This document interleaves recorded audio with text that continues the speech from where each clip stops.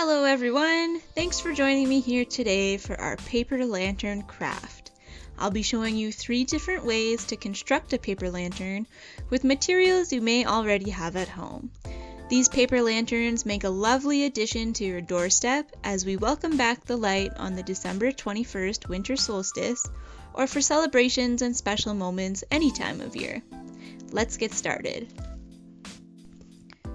To start, we'll need to select a material to build a frame for our paper lanterns.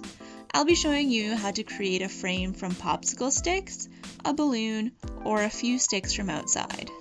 Next, we'll select our light source. Feel free to use battery-operated tea lights or candles, or select a real candle or tea light, which we'll be placing in a glass jar or votive to keep our paper lanterns from catching on fire. You'll also need tissue paper, it can be white or colored, a glue gun and glue sticks, white glue, a mixing bowl, a paintbrush, a sponge brush, or a sponge. You'll also want to have a vessel for carrying water and perhaps a second mixing bowl if you're creating your frame from a balloon.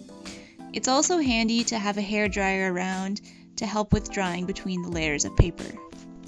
Twine, pressed leaves or flowers, spices, markers, hole punch, etc. are all options that you can consider for decorating your lantern. The simplest method for building a frame is to blow up a balloon. Tie a knot at the end, and you can place it in a mixing bowl to hold it upright.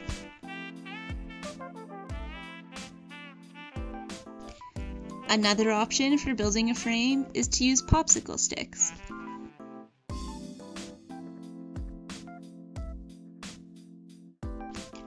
We'll lay 2 sticks down vertically and glue 2 sticks horizontally on top, making a square.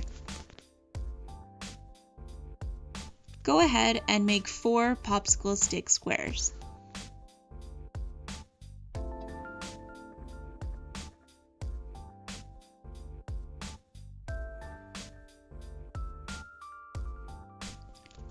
Next, we'll glue them all together to create a cube.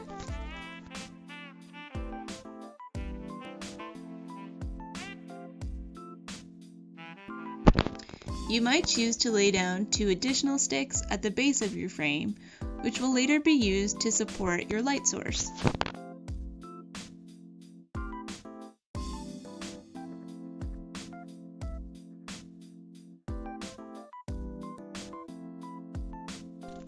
The most challenging frame build is to create a frame using sticks from outside.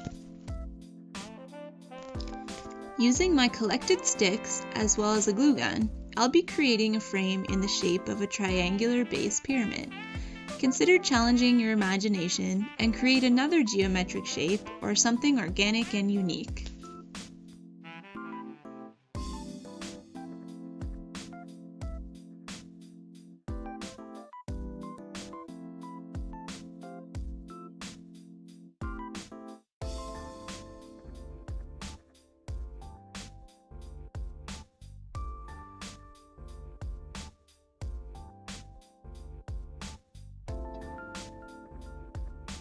Regardless of the frame you've opted to create, you'll need to create a glue and water mixture.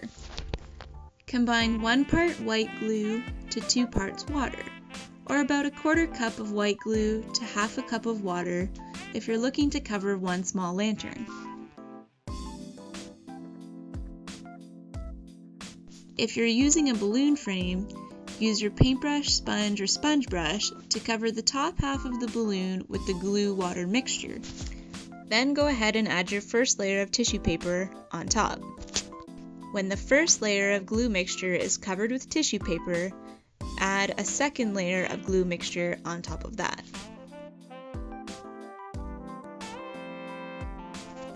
If you're working with a popsicle stick or stick frame, you'll first need to carefully glue down a single layer of tissue paper so that your entire frame is covered. I recommend using your glue gun for this step.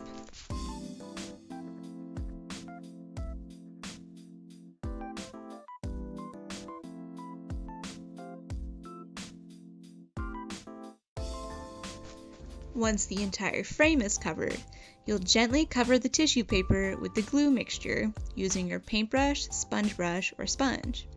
Work slowly and carefully here, as the wet tissue paper will be very delicate. However, do not fear if you end up with a couple of small holes. You'll have the opportunity to cover these up later on.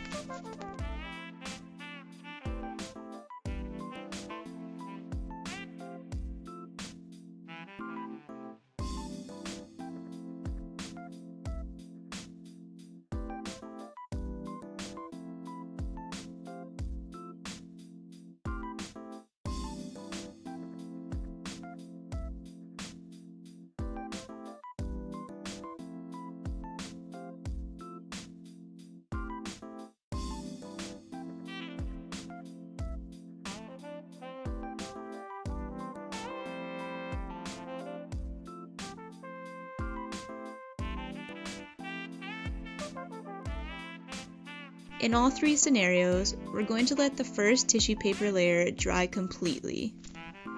This can take a while, so feel free to employ the use of a hairdryer to speed up the process. Once our lanterns are completely dry, we're going to add another layer of the glue mixture. On top of that, we'll add our second layer of tissue paper, and finally another layer of the glue.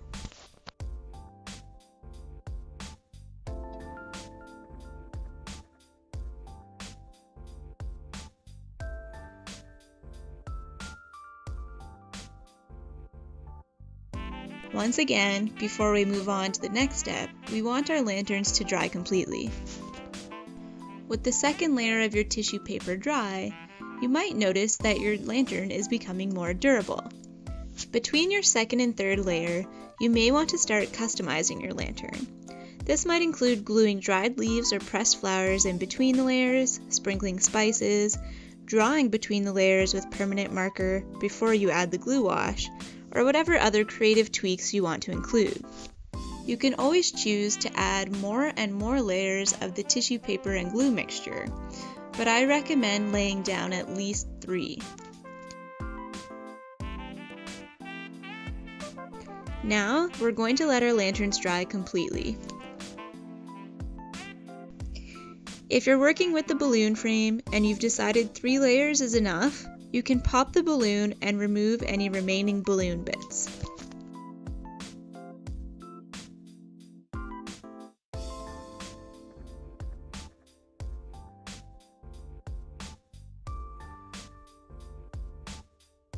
As a last step, we'll place our candles or votives inside our lanterns.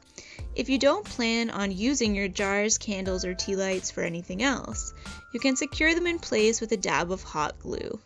Feel free to continue adding to your lanterns at this stage of the process. You can punch holes and add a handle, glue twine and nature treasures to the exterior, whatever you like. Light them up, enjoy their flicker, and welcome back the light. Thanks for tuning in to our tutorial on making paper lanterns. Be sure to check out the Greater Sudbury Public Library Facebook pages and groups, as well as our YouTube channel, for more story times, craft inspiration, instructional videos, songs, literacy resources, and more.